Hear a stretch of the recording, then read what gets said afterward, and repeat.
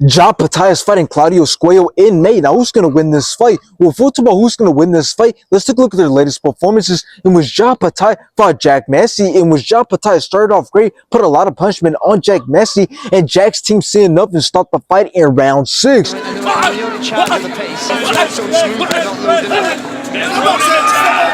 after this, Opetaia went out to fight David Nika, in which both went to war early on until Opetaia dropped and knocked out David Nika in round 4.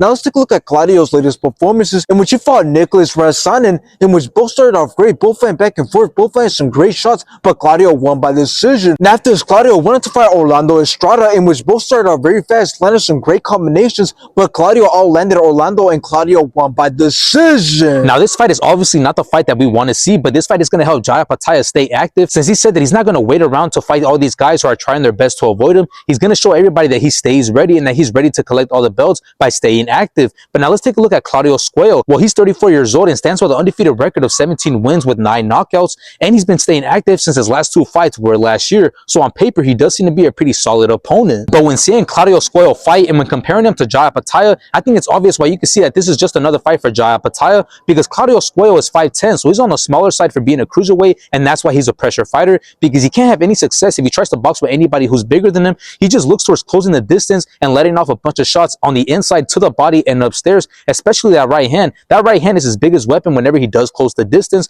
But based off that, that should tell you that Opetaia is going to take the win. Opetaia won't have a problem dealing with Claudio's pressure, and not only will Opetaia be able to stop Claudio from covering the distance and getting on the inside, but Opetaia will also be able to get these going of his own. So I got Opetaia winning this fight, and definitely by knockout. But the fight that we all want to see is the fight with Zurdo Ramirez, since Opetaia and Zurdo Ramirez are the top 2 cruiserweights right now, with Opetaia holding the IBF belt and Zurdo Ramirez holding the WBA and the WBO titles. So no other fight makes sense, but the reason this fight is not happening is because Zurdo Ramirez has a mandatory fight. But once that's done, Opetaia is definitely next, since Opetaia said that he wants to collect all the belts and he wants to make great fights happen, not easy fights.